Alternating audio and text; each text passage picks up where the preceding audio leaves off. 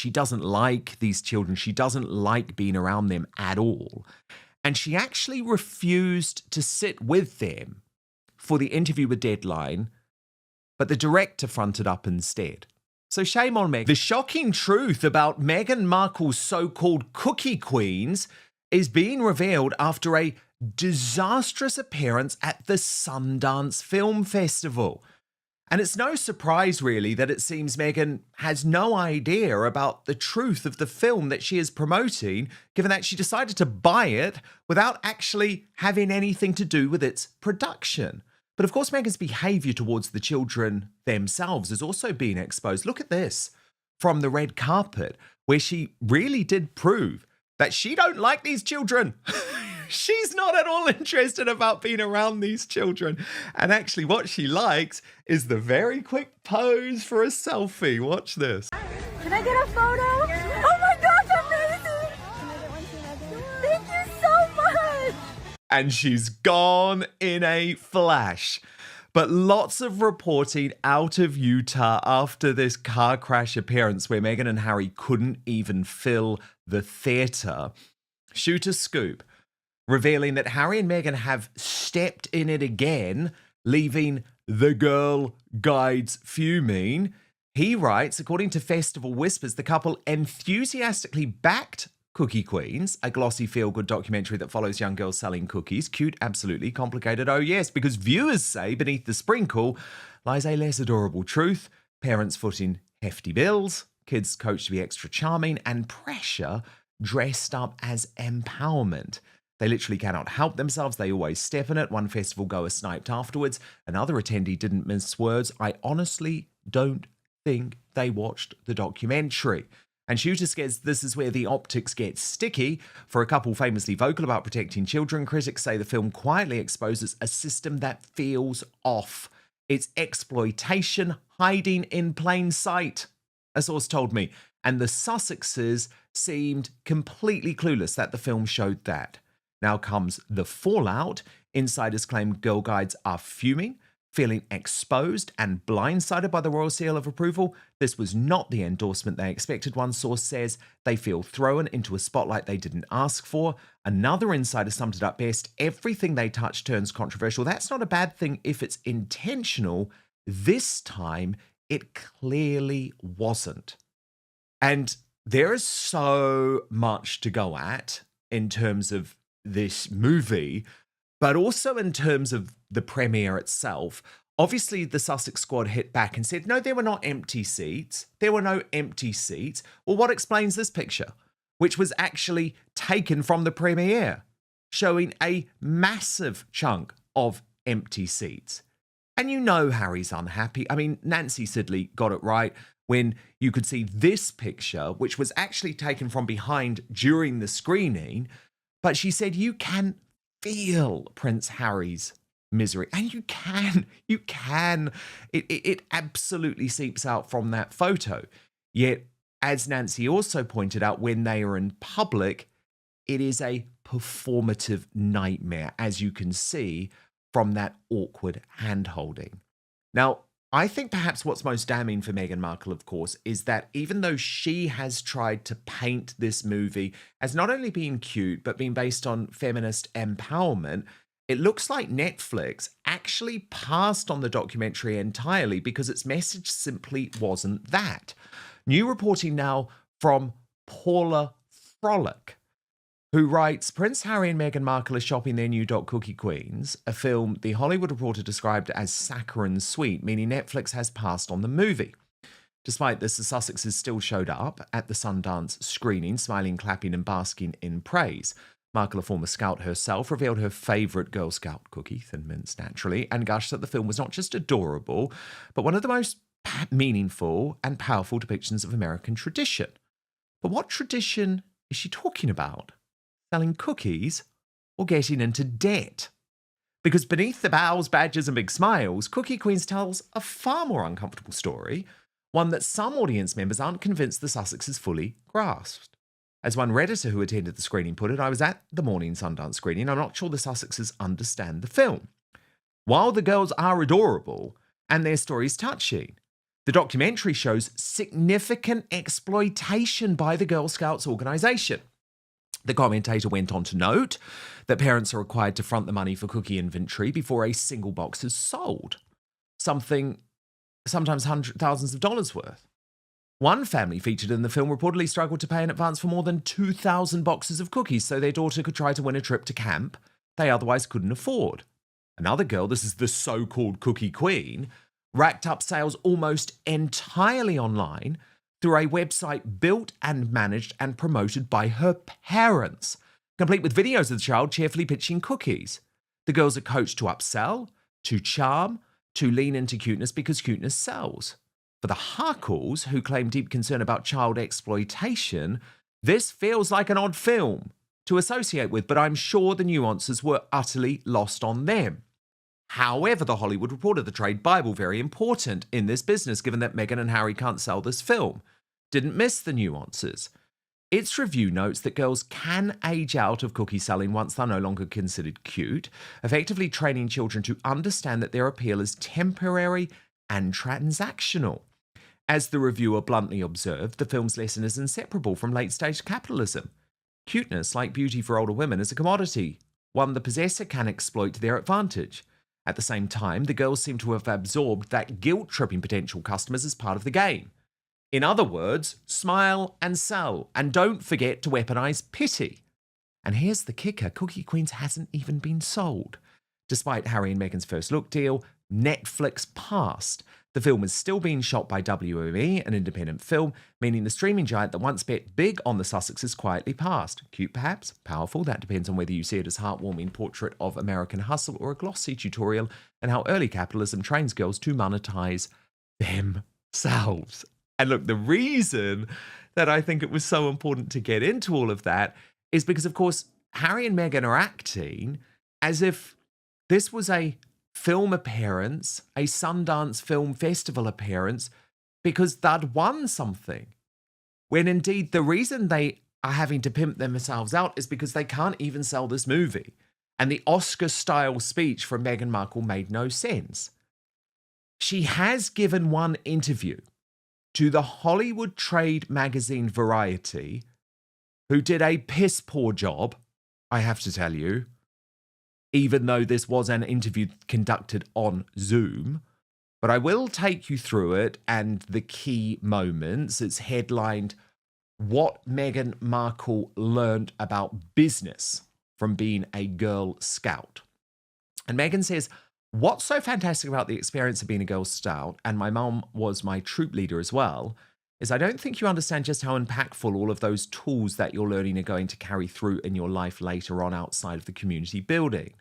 What I love about what Alyssa did, that's the director of the film, bringing this film to life, is it gives such an objective point of view about girlhood, humanity, but also how they're leveraging technology, how they're learning microfinance, financial independence. All of these elements that are baked in, dare I say, to the tradition of the Girl Scouts cookie season. So Meghan is very much now aware of this criticism and trying to say, oh, this is a good thing. This is a good thing. Okay, then. The question from Variety was, with two of the subjects being from California, Meghan, did watching them make you nostalgic? She replies, yes, without question, especially now as a mother of a daughter. There's a very different lens that you're witnessing it through. And of course, being reminiscent of my own experience of having been a Girl Scout in California, I love how varied and diverse the casting is. I love that you see some of these families and what they're sacrificing to give their daughters these opportunities. And on the flip side, some daughters were pushing themselves much more than their parents would ever push them, and how that's ingrained so early on. You see how multidimensional these young girls are, but also the dads. And this is interesting because it's when she speaks about Harry and how she thinks Harry performs as a father. You get to see an image of fatherhood that I think is really powerful to have depicted in this day and age. So outside of mothers and daughters and granddaughters, but every single role that you can play in a young girl's life that's going to empower and able to her to be strong women, and the role that fathers can play in that, it's just so great. And that's how my husband is with Lily. It's a beautiful piece to include in the filmmaking, which Alyssa made a point to have there. The interviewer then goes on to ask, what did you learn from producing the series in terms of audiences' appetite for lifestyle programming? Now, that's speaking about With Love Meghan, which of course has been a complete disaster, didn't even make the top 1,000. But Meghan can't ever admit that she's got something wrong. So she goes back to the one success that she's ever had in her career, which was the D-list cable drama she appeared in before meeting Harry. And she says, Suits was 7 years for me.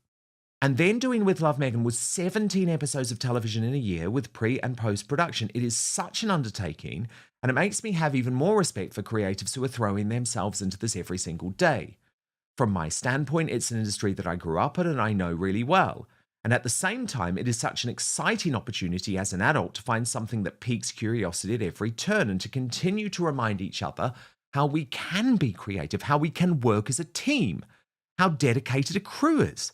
Building trust with the subjects of the film and their families, it's multifaceted, but I'm just excited to continue to explore and play and have fun. So let's just note there that there was absolutely no acknowledgement that With Love Meghan has been a disaster, that she's pivoting, that she's going to do something else. It's typical Meghan Markle. Total delusion, I would argue, but it's really terrible that Variety magazine did not even press her on what is a business reality. The final question from Variety was about her return to acting. They said, speaking of fun, you just returned to acting with a cameo in the Amazon movie Close Personal Friends with Lily Collins and Brie Larson. How much fun was that? So come on. I mean, you just know this is a propaganda interview. But Meghan replies, it was fun. It was a lot of fun, but that's just the point, right? We continue to explore different ways to uplift and celebrate the entertainment industry and all the incredible pieces of work that are out there that people work so hard on. Cookie Queen's being one of them. So she's pivoted back. This is such an important piece of cinema to be able to share with people, and I just know people are going to love it the same way you and I do. So what Meghan Markle is effectively trying to say there is that she is now an entertainment whore. That she's literally going to slut herself around whichever part of the entertainment industry wants her, and that this is part of a strategy? Are you kidding me? Is anyone buying this? Because I'm certainly not. And there was something else I wanted to show you from the weekend that's new and really horrified me. And it's the fact that Meghan refused to sit down with the Cookie Queens themselves, the young kids. You saw, I mean, let's just look at her on the red carpet again very quickly. You saw just from this moment that she doesn't like these children. She doesn't like being around them at all. And she actually refused to sit with them for the interview with Deadline, but the director fronted up instead. So shame on Meghan, because I would argue this could have been a cute moment, actually. And good Lord, she's looking for a cute moment after the disaster of Sundance thus far. But she didn't. But I want you to listen out for something which stood out for me immediately. These young girls who are Americans have been clearly ordered to refer to Meghan Markle and Prince Harry, not by their names, not by their common names, not by their American names, Meghan and Harry, but using their royal titles. I found it very off-putting. Watch this. And so what do you all think about having royal people involved in your documentary and supporting you? It feels like crazy. Like, am I dreaming? I always read them in my books, like the princesses and the kings, and then I actually get to meet one. When I first found out that I was meeting the Duke and Duchess, I was like, are you serious? Are you sure? But yeah, I'm really excited. I'm so stoked. It's just crazy to me because me and my parents watched their documentary on Netflix and now they've watched me. That's just crazy. Wow, that's pretty cool. And I think they're just as excited to meet you guys as you are to meet them. And it's been really a feeling of genuine connection. So I hope that that's something that also audiences will feel with these girls, like to be able to see themselves in your stories. So it's really courageous that you're putting yourselves out there like that. And that would have been cute if it had been Meghan sitting there, but she wasn't, so they decided to ask the kids about her. There's royalty in the title, Cookie Queens. Yeah. There's royalty behind the scenes. The Duke and Duchess of Sussex. Tell us about that, how they got involved. Yeah.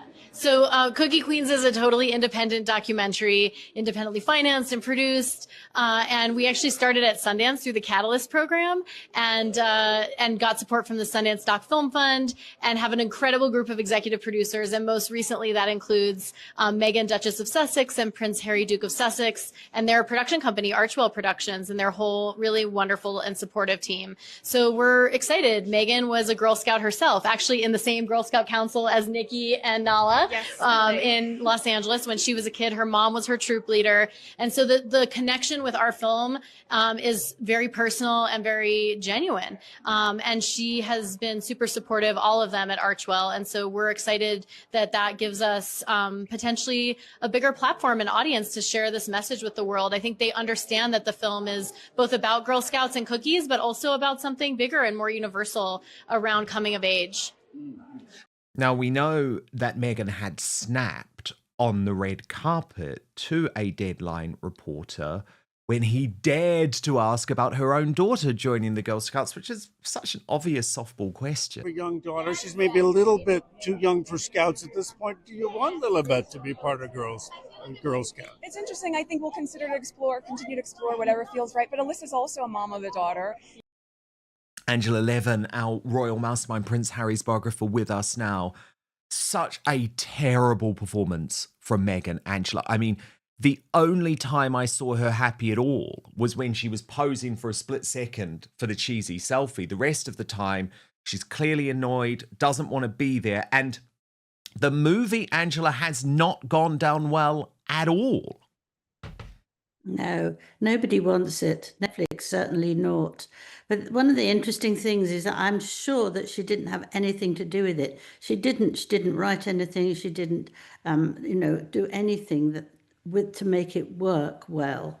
And so she didn't know anything. And she said with the film, it's not just adorable, but one of the most powerful and meaningful depiction of an American tradition. Now, that's really nonsense. They're just teenagers, aren't they, trying to sell a few sweets, cakes. But she obviously said that because she didn't know what was going on. So that was her thing, something most powerful and meaningful. It's ridiculous. And she said as well, I think for me, to the viewpoint of a mother, I find it really inspiring. Well, it's not exactly inspiring, isn't it? Is it? It's just girls playing around. But the difficult thing, the shocking thing, I think, is the exploitation of Girl Scouts who've got to start trying to sell, as you said just before, 2,000 boxes of the things that they're providing to win a trip to a camp. The parents can't pay for it. They can't pay for it. So it's actually trying to make children to buy things in order that they can have a Sundance experience. I don't think that's right. And Meghan is supposed to be somebody who doesn't actually do anything like that. This is an appalling way of dealing with children. I know, it's just really, really bad that she hasn't actually understood what this movie is about. But Angela, on the red carpet footage, I mean, number one, how awkward was it that you've got Harry in court just a couple of days earlier saying, I was made to be, a performing monkey by the British royal family and it was awful. And, all of that was just total rubbish, wasn't it?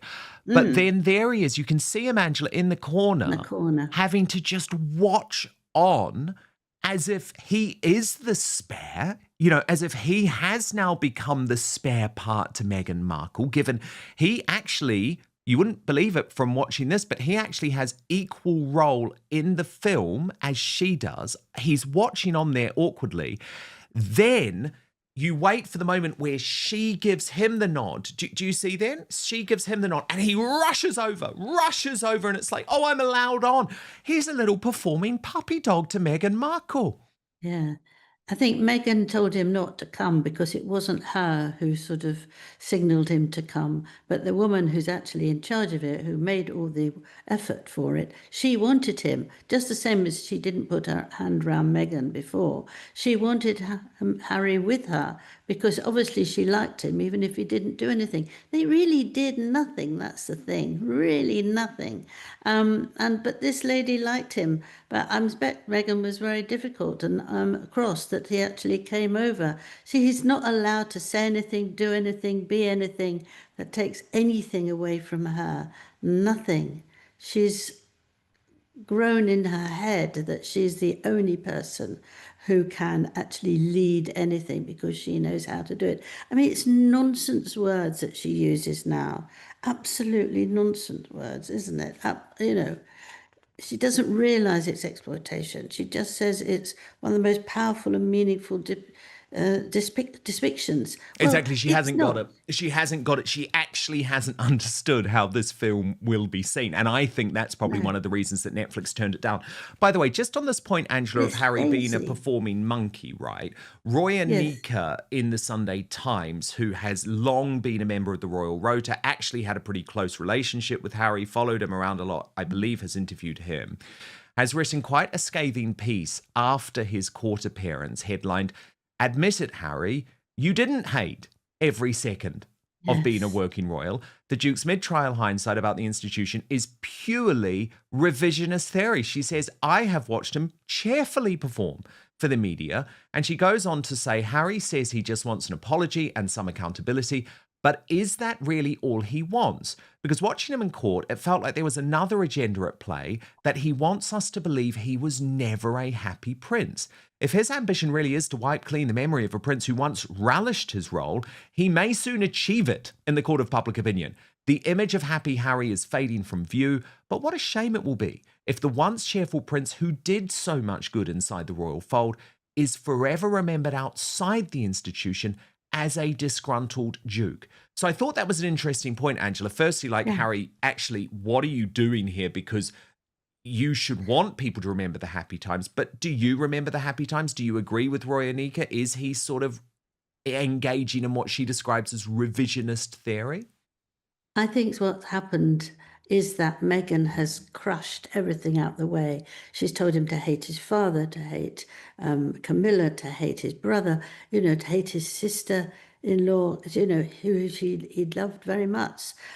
It's Meghan going on and on and on about how awful they are. I know people who have been absolutely wrung out by their partner because everything, they show them how everything is awful. And so when she sees how the royal family, that she can't do it, it's much too hard for her. And of course not, because it would take 2 years to get going and learn the things. And Harry tried to show her what to do. I know that for sure.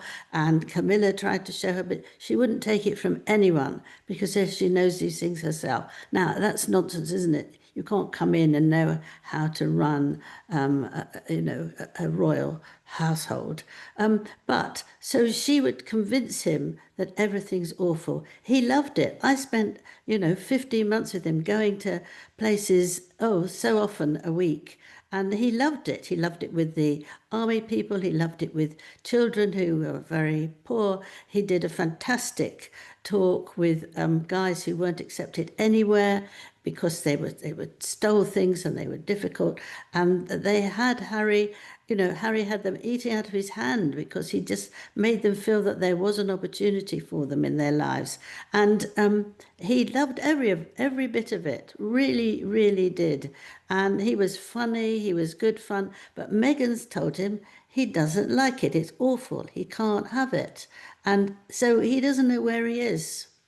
But it was a fierce, aggressive hit by her that's taken all his feelings out of what he did. He did love it, and he just is not allowed to love it anymore. Very fascinating analysis, Angela. I also just want to show you this new Tom Sykes piece from the Royalist Substack, where he says he actually saw this alleged stalker of Harry in court this week. and says, can we really imagine a situation where a fixated individual was allowed to get this close to any royal with RAVEC-mandated police protection such as Prince Andrew? And he said, when I was in the Royal Courts of Justice on Monday, I thought I saw the woman alleged to be Prince Harry's stalker lined up outside courtroom 76 to get access after lunch on day one, when his team were laying out his case. His legal team were about to resume setting out their arguments, and because all the press seats were taken, I had joined the line for members of the public. I did notice that the court staff who decided how many people are allowed into the public stands, usually as few as 10 to 12, conveniently cut off entrance to the court just as she reached the top of the line. I think she was ninth, which from my previous experience at court seemed a little strict. Usually they squash people in like sardines. She looked kind of pissed off and stalked off into the depths of the court building, disappearing into its musty warren of corridors. I went to an overflow room with a video link, but she did not appear there. At the time, I doubted it could really be the same woman who had been written about as Harry's alleged stalker. It seemed extraordinary that she could get that close. She also looked slightly different from images I had previously seen, and I wondered if she might be wearing a wig. However, I now believe that she was indeed the woman Harry regards as the stalker, after I read a report by Victoria Ward in The Telegraph, which said the alleged stalker had managed to enter court 76 twice while Harry was there. He goes on to say the woman has long presented herself not as a threat, but as a devoted supporter. She is described as a member of the so-called Sussex squad of committed fans. She first got physically close to Harry and Meghan in Nigeria during their trip there. Photographs from that visit show her beside Meghan, and there was no sign at the point that the couple or their team regarded her as dangerous. By September, however, I understand she'd been placed on a police list of fixated individuals. Around that time, there were two further encounters at a Well-Child event in London, the main public engagement of Harry's that week. She is said to have entered the hotel hours earlier and hidden in the toilets, emerging when she knew the prince was nearby. Even then, she did not manage to get right up to him. So, Angela, I'm really sorry about this, but I'm very clear. This woman is a fan. She's a Sussex Squad fan. And Prince Harry is using her, and shame on him, using her to try and get his security back. It actually shows how credulous he is about the individuals who seem to like her, because, Angela, trust me, this woman would have been reported, and if she had ever had a weapon or anything like that, or attempted any physical harm of Harry, then the police would have got involved. So I actually just find this desperate on Harry's part. What do you think? Yeah, absolutely. I agree with you completely. Because if she'd made any sort of movement that was semi-dangerous, if the police also knew who she was, they'd have got her out, 1, 2, 3. So the fact that they allowed her to stay there twice is ridiculous. It's nonsense. You know, you've got the lawyers there, you've got judge there. You know, you're not going to let somebody who might just suddenly decide that she's going to kill somebody, or Harry or anybody there. It doesn't make any sense at all. And Harry is using her because he wants the money for the whole family. And this is another thing that he's doing it to please Meghan, because she's made this very posh announcement that she won't go anywhere unless she's got proper attention, and she wants this, and she wants glass covered where she bedroom is, and all this. She's asked so much nonsense. In a way, it's a sort of good job that she wants to go back, because she's unlikely to get it. But it is just, it is a nonsense. And I think it's appalling of him to do that, because it's our tax. And I don't see why we should pay somebody who's actually not really telling the truth. Angela Levin, our Royal Mastermind, thank you so much. And if you do want much, much more royal gossip, including, by the way, what's really going on with Hermit Harry, then do head over to our Substack. www.outspoken.live is the address. Prince Harry experienced a deeply unsettling moment during his recent privacy trial in London, when a woman known to be fixated on him managed to sit directly behind him in the courtroom on 2 separate occasions. The Duke of Sussex was attending the High Court as part of his legal action against the publisher of a major British newspaper, accusing the company of unlawfully invading his private life. While the hearings were underway, his private security team quickly recognised the woman, who appears on a list of individuals considered to be dangerously obsessed with him. Despite their immediate concern, security staff were powerless to intervene. Because courtrooms are public spaces, the woman had a legal right to be present as long as she behaved appropriately. Without police authority, Prince Harry's private protection team could do nothing more than alert court officials. Sources close to the Duke described the situation as extremely distressing. One insider said that the inability to act created intense anxiety, especially given Harry's long-standing fears about personal safety while in the United Kingdom. The woman is believed to have a history of following the prince across multiple locations. Reports indicate she previously tracked him and his wife to Nigeria and later breached a secure zone at a London hotel during a charity awards ceremony. Just days after that incident, she was seen again close to him at another public appearance in West London, prompting heightened concern among security professionals. The former head of the United Kingdom Counter-Terrorism Unit described the courtroom incident as deeply troubling, saying such encounters can be extremely stressful and unpredictable. He warned that obsessive behavior can escalate rapidly, and that situations involving fixated individuals must always be taken seriously. The incident has reignited debate over Prince Harry's security arrangements. After stepping back from official royal duties, his entitlement to automatic state-funded police protection was removed. He later lost a legal challenge to have that protection restored, a decision he described as difficult to accept. Currently, the Duke relies on private security teams that do not have policing powers within Britain, leaving them limited in situations like this. A formal review of his security risk is now underway, but until its conclusion, concerns remain about his vulnerability during public appearances and legal proceedings. As the privacy trial continues, the episode serves as a stark reminder of the personal risks faced by public figures and the complex balance between open justice and personal safety in public courtrooms.